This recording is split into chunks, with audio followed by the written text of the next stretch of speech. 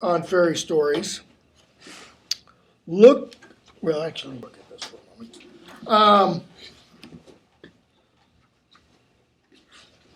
I need to know why you took this class.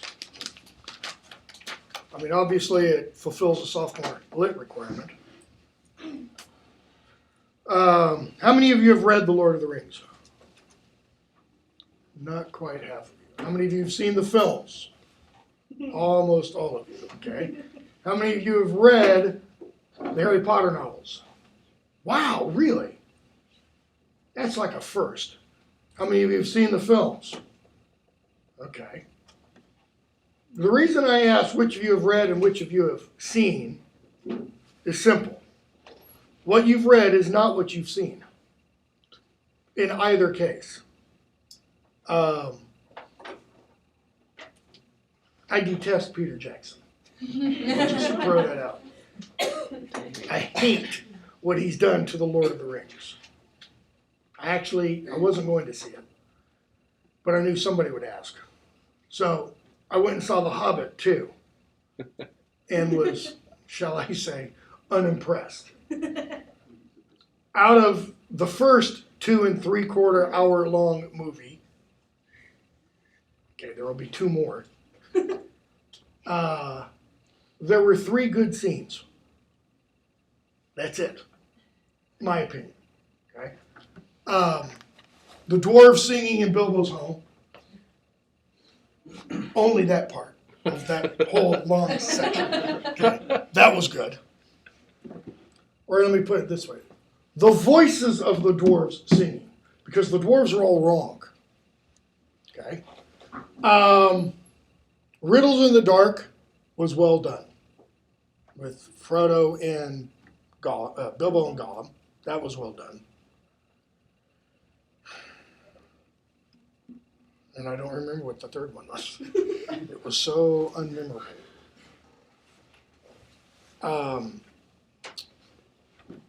And the reason I say I detest Peter Jackson is because he has what I consider to be an infantile appreciation for Tolkien. Well, what do I mean by that? He doesn't understand Tolkien. He doesn't see that Tolkien is not sword and sorcery. Tolkien is about something much deeper than that. In one of his letters, written I think in about 1955, Tolkien says that The Lord of the Rings is fundamentally a religious and philosophical work, much more so in the revising than in the conception. And what he means by that is, as he worked on The Lord of the Rings, anybody know how long it took him to write? He began in 1937, before The Hobbit was published, after The Hobbit was written. Okay? Began in 1937 for specifically The Lord of the Rings. First volume wasn't published until 1954. That's 17 years. Okay? He actually had it finished around 52 or so. So 15 years. So what was he doing during that 15-year time period? Revising. Just pick up, the 12-volume History of Middle-earth, and you can see how much revising. Parts of The Lord of the Rings went through 10 or 12 drafts. For example, Aragorn's first name was Trotter. And he wasn't a man, he was a hobbit. Okay? Bilbo's first name was something like Sligo. Took a while to, change some things for Tolkien. And when he talks about how it's fundamentally a religious and philosophical work, much more so in the revising than in the conception, he means he didn't set out trying to communicate this religious or philosophical idea. He says that happened just as he revised. Why? Because he's a religious and philosophical kind of guy. He couldn't stop being what he was. Peter Jackson doesn't, my opinion, doesn't understand that at all. He sees the Lord of the Rings, he sees the Hobbit as sword and sorcery, as fantasy and magic. How much magic is there really in the Lord of the Rings or in the Hobbit? Almost none. I mean, Galadriel tells Frodo we're going to see, or she tells Sam, this is what I call elvish magic, when she invites him to look into the mirror of Galadriel. Okay, there's a little bit maybe where he sees a vision. Gandalf uses his staff to light up at the end, not because he has a light bulb or a piece of crystal up there, like Peter Jackson, but because he has power within. He can make anything light up if he really wants to. Okay? Nor is it necessarily about war. So if you've seen the Lord of the Rings films, especially the two, I can't remember whether I've actually finished The Return of the King, because it's like pulling teeth to get me to watch those things. If you've seen The Two Towers, how long is the scene for the battle at Helm's Deep in the film? About 45 minutes. The actual battle in the chapter that it's in The Two Towers, is 9 pages. 45 minutes is a third of the film. 9 pages isn't a 30th of the novel. So what does that immediately do? Take something that is, to some extent, minor in the novel and blows up out of all proportion. So that it looks, if you take the film as representing Tolkien, it looks like, man, this guy loves battle scenes. He loves warfare. Nothing could be farther from the truth. The reason he spends so little time on battle scenes, Battle of Helm's Deep, or the Black Gate. There's 3 major battle scenes. 3 major battle scenes. The reason he has so few is because Tolkien lived in war. He fought in war. He tells us, we'll talk about this next week, by the end of World War I, all but one of his closest friends were dead. Now, let's assume everybody in here were best friends. This is your clique that you hang out with. Choose one and get rid of everybody else. What kind of impact does that have on your life? Does that make you go out and glorify what killed all of your close friends? No.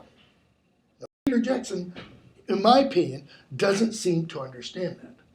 Okay? So we'll talk about Jackson as we talk about the films, because I'll compare, or I will want us to compare. Look at the scene in the novel and think of how it's portrayed or handled in the film. And we'll do the same thing in Harry Potter films. Okay? The 6th one I thought, was it the 6th one? Yeah. 6th one I thought was so bad when my family and I were in London that summer. I was teaching my Harry Potter course, which I do every other year in summer. If you're interested, I'm offering it this summer. 5 weeks in London, posh area of London, really posh area of London, like 5 million pound homes, just right around where you are. In the first 5 minutes, in an IMAX. Dang. I thought it was so bad. It just couldn't keep my... but we'll talk about, what do the directors do in each, and how does that change the theme, if there is one, of the novel. Let me, give you a real brief example before we look at the fairy stories. The last 2 films, okay, for Harry Potter and the Deathly Hallows, because they divide the one book up into 2 films. The first film cut something out of the beginning of the book, and the second film, which I've not seen, and I won't, because of this.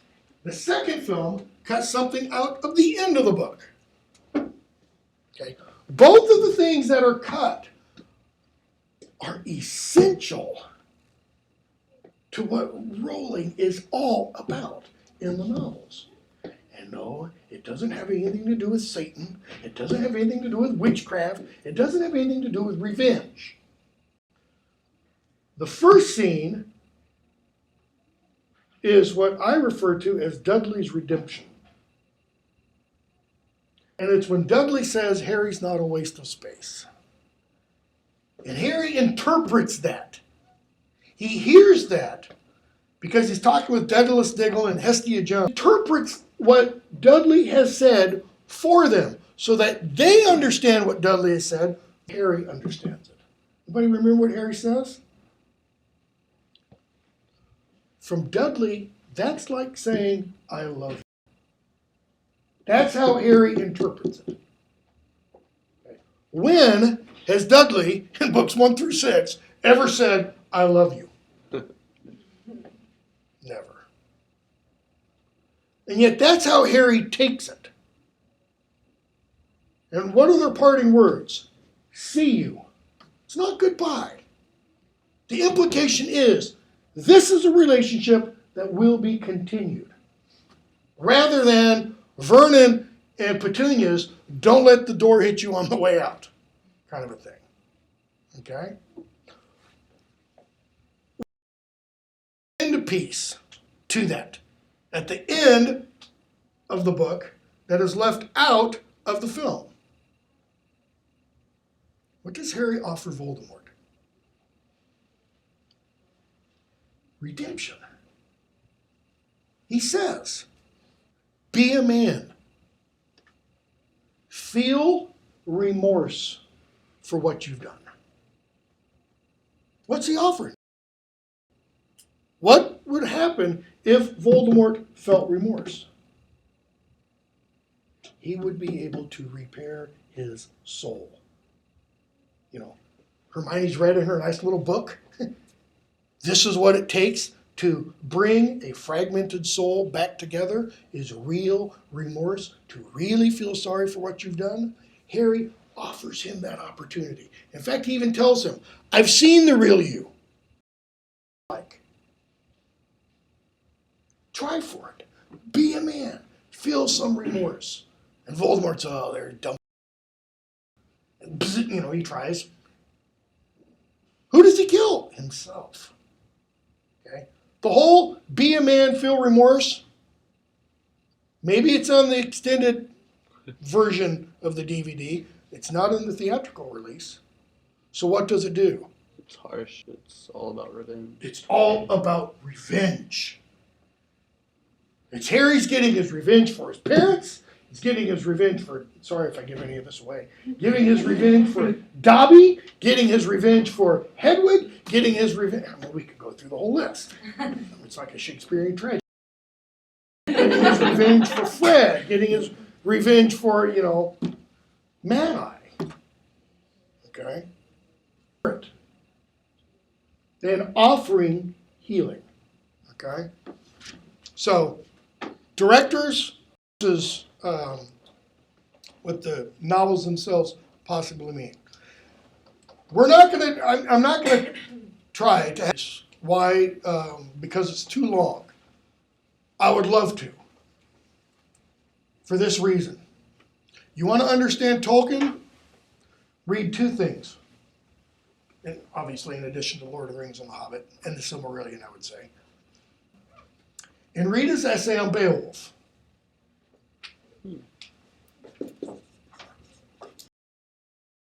Send it to you just in case anybody wants to.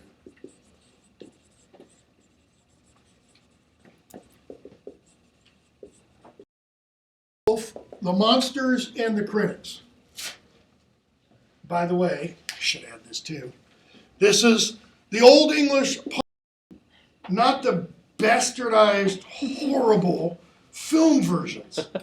God, why can't anybody do a decent film of this poem that is just made to be filmed?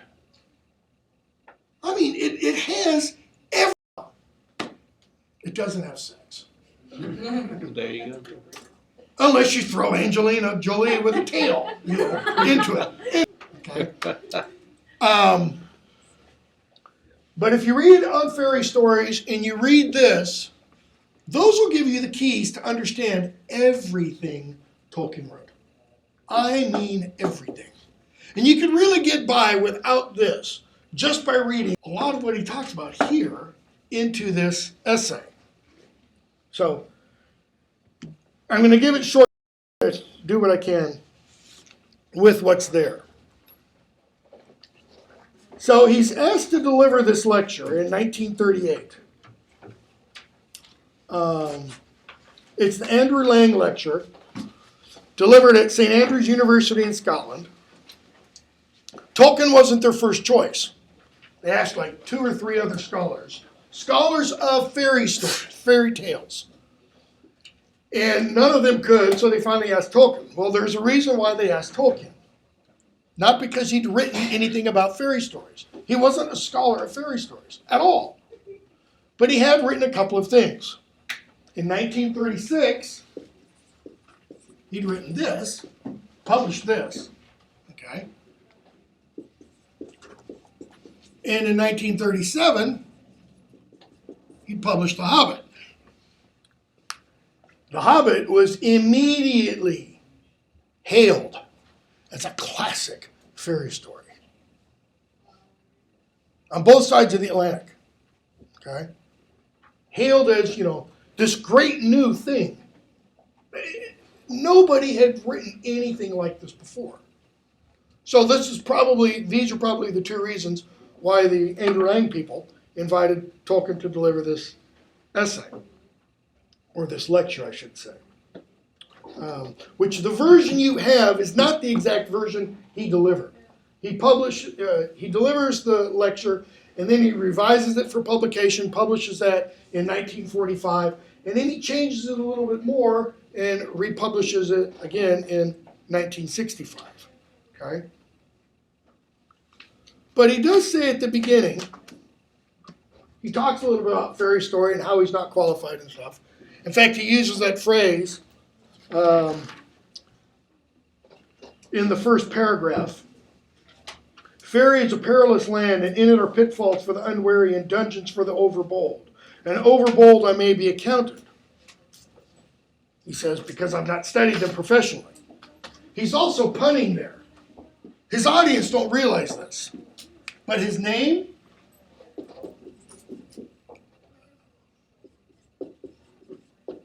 literally means overbold.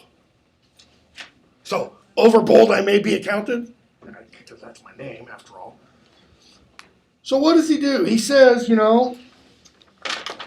if you're going to talk about fairy stories, and that's what they're paying me to do,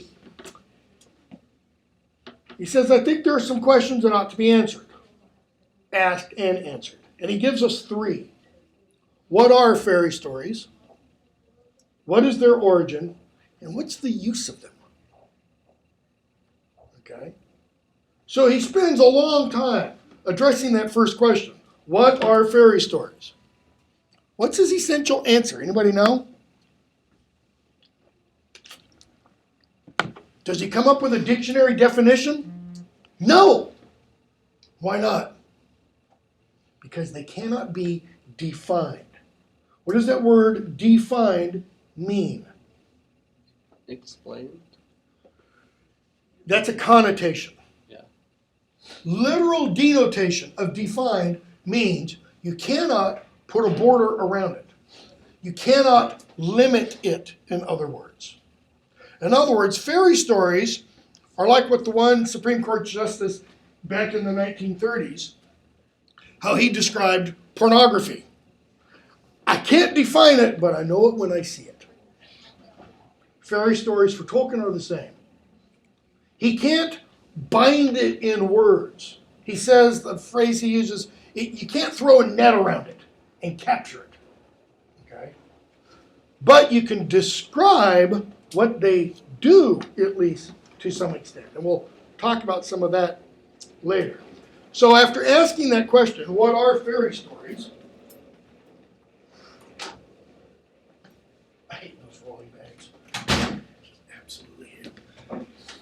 what are fairy stories? He doesn't answer it. So he kind of goes, okay, next question. What is their origin? After a lot of talk, he eventually arrives at the answer, I don't know. I mean, what can you do with a fairy story? You know, Jack and the Beanstalk. You can take the story all apart, but then what are you left with?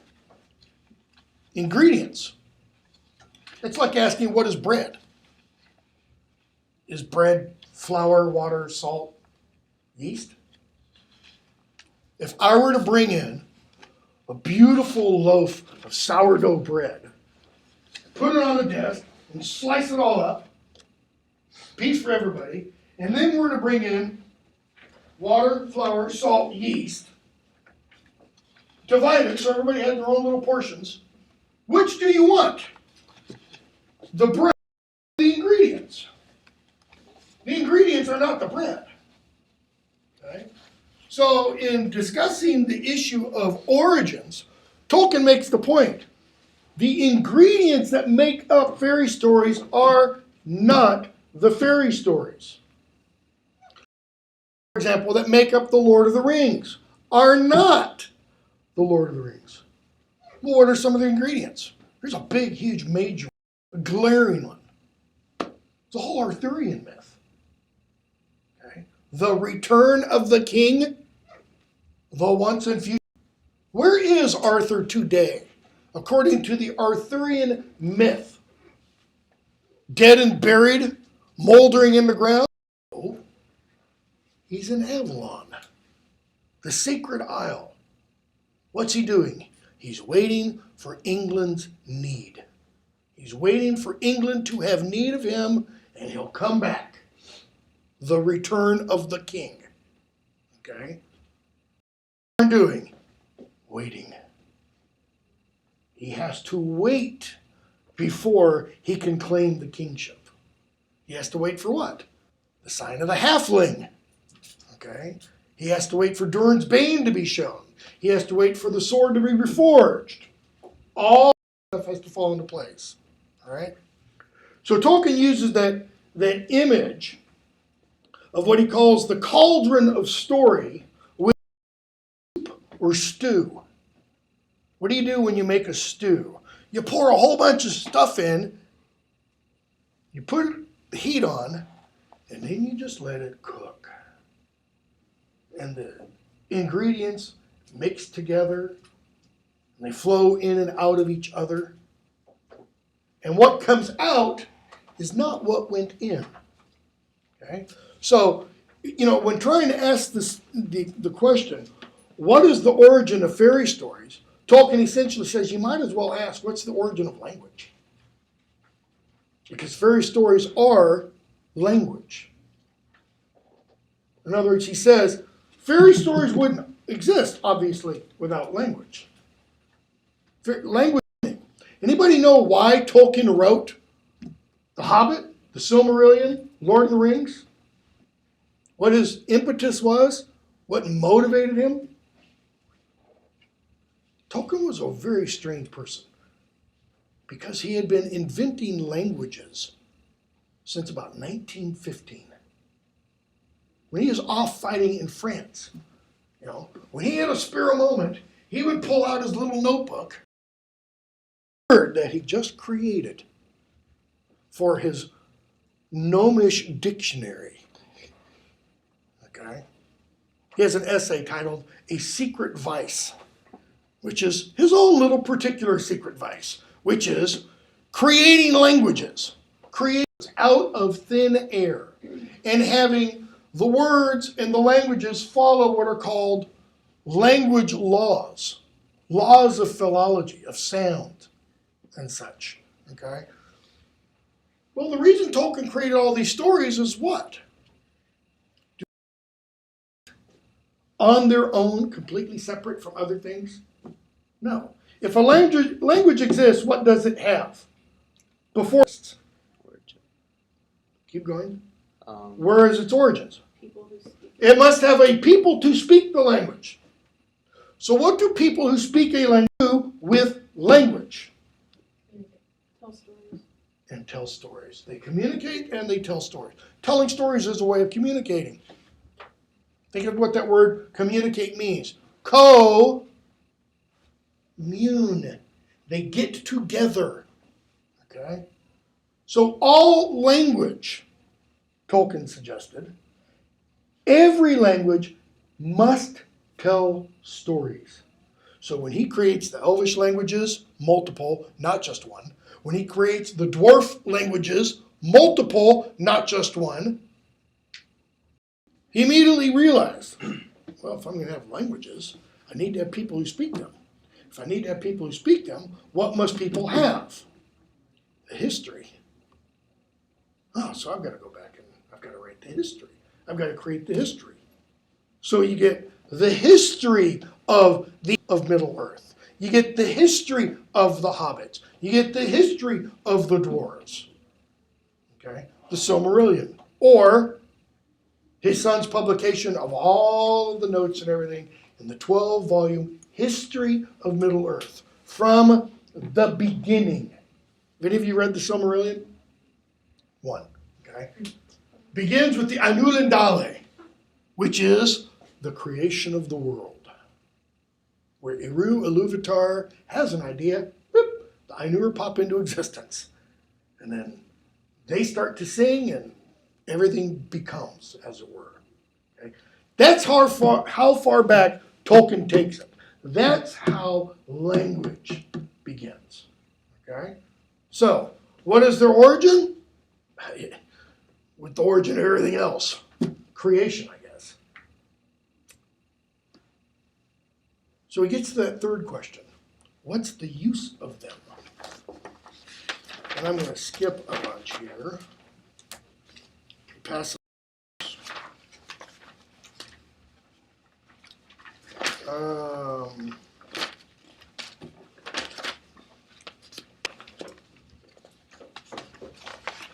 And he says, when I printed this out, this is on page 10. I don't know if it's the same on yours. At the page.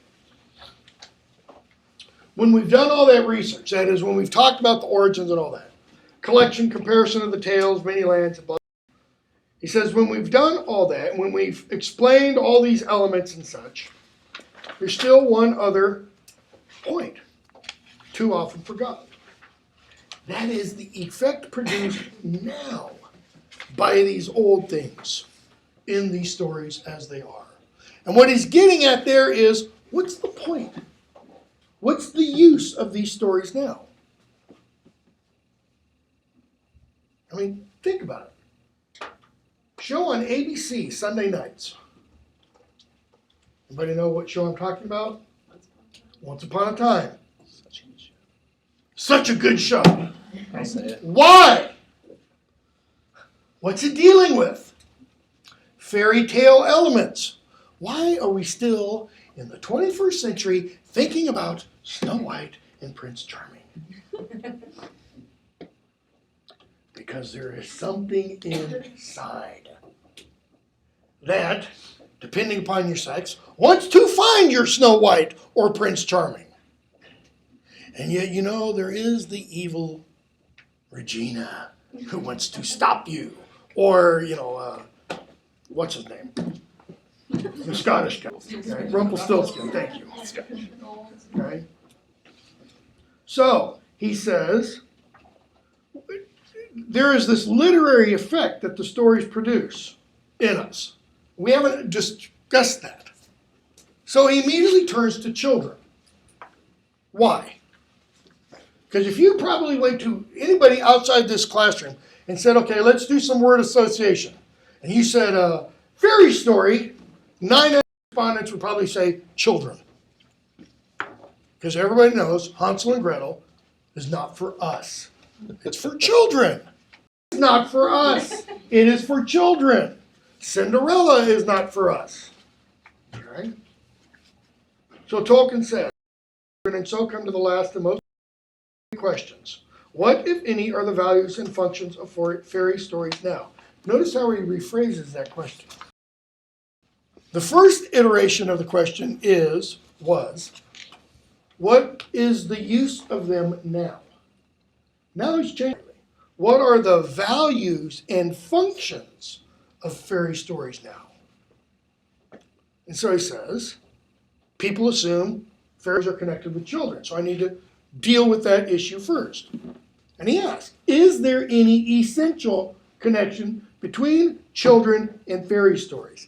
Essential. That is there something in the essence of fairy stories that speaks more to children than does to us? Okay? Essence. The isness of what is. And Tolkien says, actually, no. The association of children with fairy stories, he says, that's an accident in our domestic history. That is, in the history of homes. How is it an accident? He uses the example of a children's nursery in the home, and he says, fairy stories have been relegated to children just like parents, let's say in a playroom or an attic room or a bonus room. The old furniture they don't want down in the main living area where friends will come visit. They take that older furniture, damaged furniture, and put it up where the children tear it to pieces, play upon it. And he says the same kind of thing happened with fairy stories. Prior to about 1800, what we consider fairy stories for children were not for children. They were for adults. Cinderella was not, thank God it was not designed for children. After all, what happens in Cinderella? You know, the nice little image of the glass slipper? They cut their feet all to pieces. They cut their feet, the sisters, cut their feet to fit into, cut their toes off to fit into the slippers. There's a nice image. Right? And the wicked stepmother gets burned. Hansel and Gretel? What happens to the old witch? Think about that for a moment. How's that for an image? Okay? So, Tolkien says, no, what happens is that people associate children with fairy stories because what do children know? What is the characteristic they naturally have? Innocence. Innocence, Curiosity. curiosity.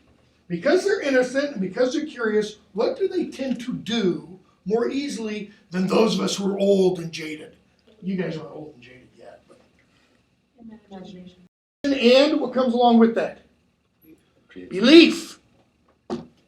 They believe things easier than we do.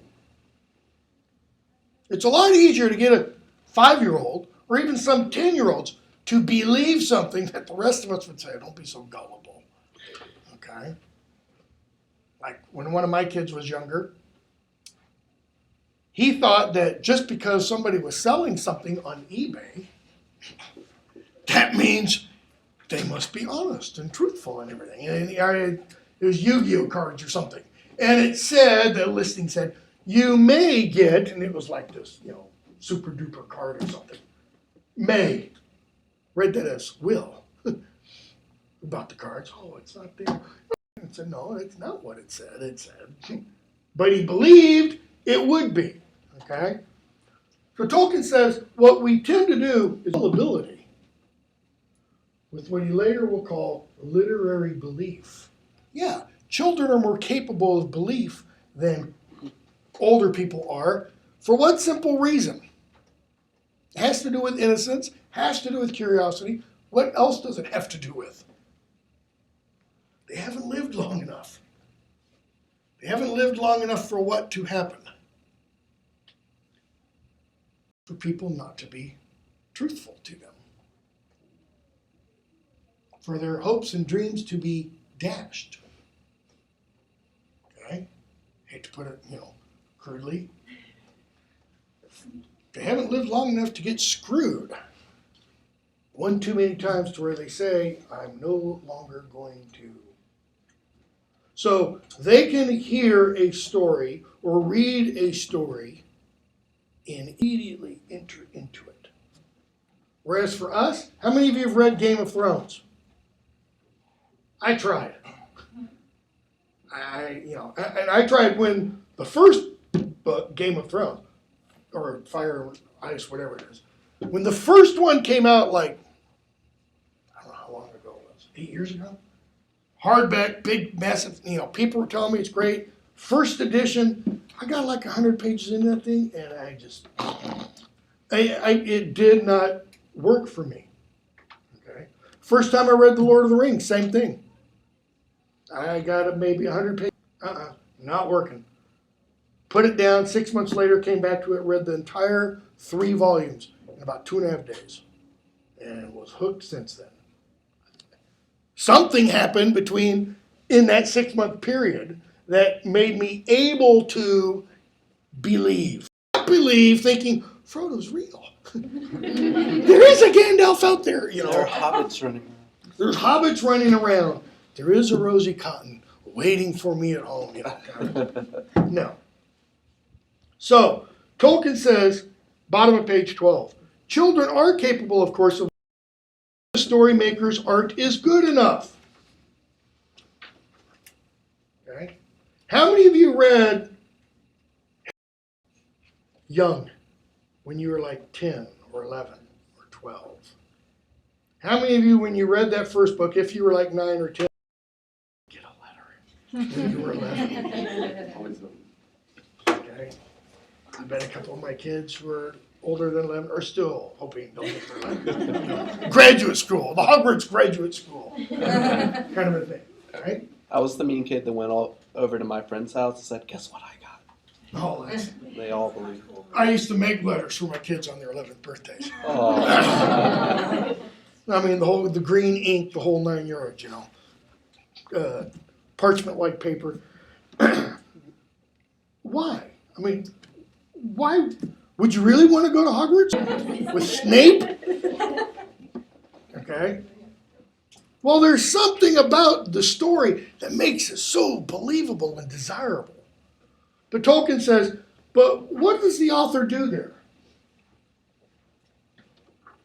The author, what he calls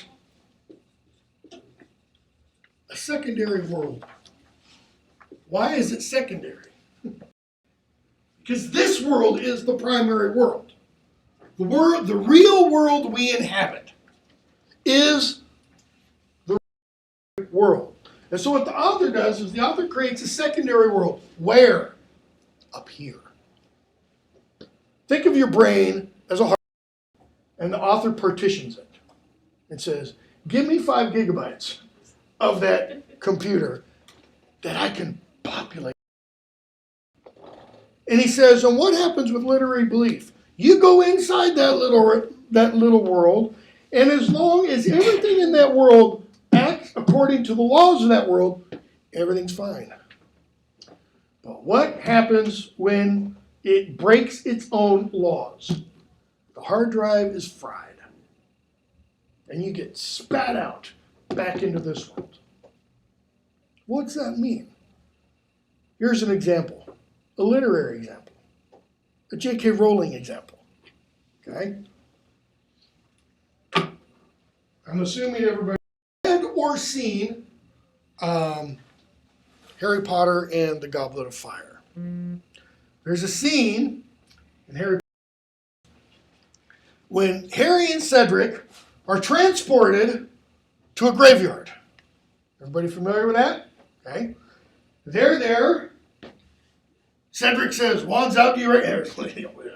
Wands out, definitely. We're in a graveyard, you idiot. Okay. And what happens? Harry sees somebody coming and he hears a voice, "Kill the spear!" Bam! Cedric is dead. Lying where? 6 feet away from Harry. In other words, Harry, 1, 2, 3, 4, 5, 6. Cedric's no farther than this. Right? Harry is standing where? Right next to the tombstone of Tom Riddle. And ropes come out of nowhere and they tie him to it. This is, if I were holding the book, it'd be like this. open, and Harry and Cedric, 6 feet apart from each other, right here. You turn over to this page, and it's now Cedric 20 feet away. Harry hasn't moved. Cedric didn't move. This isn't Chronicles of Narnia where little mice pick him up, take him somewhere else. So how did Cedric get 20 feet away from Harry? Crappy copy editing. That's how. Bad writing. That's how. J.K. Rowling is a fantastic storyteller. Don't get me confused. She's not a great writer. Tolkien is a fantastic storyteller and a great writer. Okay? That is an error she should have seen. Because if you're paying, your mind should go, what? How does that happen? And you're spat out. You're not in that little world. Why? Because you just broken one of the laws. It would be like in The Lord of the Rings, Frodo getting ready to fight some goblin or some orc and something, and rather than pulling out Sting, he pulls out an AK-47. Just mows them all down. You'd go, what? That doesn't work. Because they're writing. Tolkien thought that was the problem in the Chronicles of Narnia. How many of you read Lion, Witch, and the Wardrobe? Or seen the film? Who shows up in Narnia? Father Christmas. Okay, think about this for a moment. Where does Father Christmas come from? What's the same? Which means the Mass of Christ, which means Christ had been born. It's a complete anachronism. It doesn't belong. Tolkien was like, Jack, what the hell are you doing? It doesn't fit. And Lewis was like, yeah, but it's nice. I mean, the kids need Christmas presents, for Pete's sake. And this is a way for what? For Peter to get a sword, for Susan to get a horn and arrows, for Lucy to get the nice little cordial stuff. In other words, for them to get the tools that they need for the end of the novel to be a success. Okay? So it's just a little plot device, even though Father Christmas doesn't fit into the plot. So, Tolkien says, when the laws are broken, you're left out of the world. He then goes on to the question, some people say, children ask, is it true? Is it true? Is there really Hogwarts? Or are hobbits real? I'm not kidding, you can go to and still meet people, and you can meet them in the United States too, who think leprechauns are real. I mean, people who, if they're hiking in the woods or through a meadow in England, and they come across a fairy ring, anybody know what that is? Mushroom ring, they will step around it. Oh, because you don't step into fairy rings. Why? Because you know anything about medieval literature? Fairies are not nice people. Okay? Depending on what you consider as nice. I mean, often fairies take us, real people, off to their sex slaves. Again, depends on your feeling about that. If you're like, whoa, yeah, baby, then go ahead. Okay? Tolkien says, some children ask that question. He said, but for him, and he uses himself as an example. He says, what moved him was, does it inspire belief? Not, is it true? And he goes on and he talks about, dragons. He loved dragons as a child. And he says, the stories that involved dragons where it made me desire dragons. Now, how many people actually, honest truth, would love to see a dragon? I would love to see a dragon. Fire breathing the whole night. 5 years ago, I would have loved to have seen a tornado. Until in spring of 2010, I was in the first one that hit Murphy, the little F1. We were at church and it ripped the roof off of part of our church. Okay, that was just a little, little blow. But when the F4, I was down at the end of my street. My street goes like this. It's a dead end. My house is right here. Here's Highway 96. I was getting ready to go to an appointment. And I'm sitting here in my car and I'm looking this direction for oncoming traffic. And I notice everybody's pulling off to the right. I'm like, what the? And I turn and look. In there, not a quarter of a mile away, is this great big black V heading right towards me. It's come off of Kingwood Lane, or it's popped up off the ground, and now it's starting to come back down. I'm here, and it's like, it's coming in reverse. Get back home, get my kids in the closet and stuff. It rips the roof off of that house, skips, and then just starts wreaking havoc, like a third of a mile away.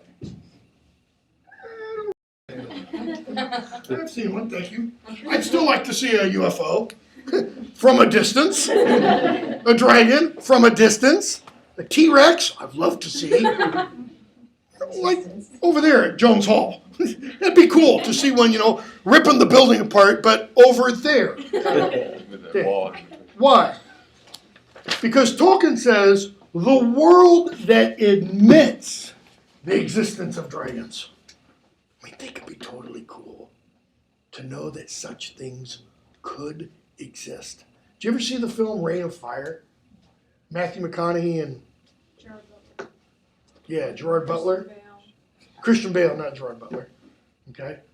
When I first saw the ads for that, I was in London. I was teaching my Harry Potter course, and they've got these big posters plastered all over the tube, and I'm like, that looks cool.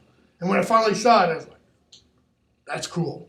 Of course, I wouldn't want one coming out of the tube when I'm in the tube. Okay. But a world that admits of that. I mean, isn't that one of the things that attracts people, about new dinosaur finds and such? Because you think how big those things were. It really existed. Well, what about then Bigfoot? I'm from Northern California. I've never seen Bigfoot. Okay? I've watched all kinds of documentaries and stuff. Abominable snowmen. People in Tibet swear on a stack of Bhagavad Gitas that they're real. Okay? And then you go from there into all kinds of other things. Boggarts. J.K. Rowling did not invent those. Boggarts are Scottish creatures, okay, in Scottish mythology. Doesn't that just kind of upend your understanding of the world if those really existed? We've only got a minute left, so we'll stop there. We'll pick up on page 15 when we come back.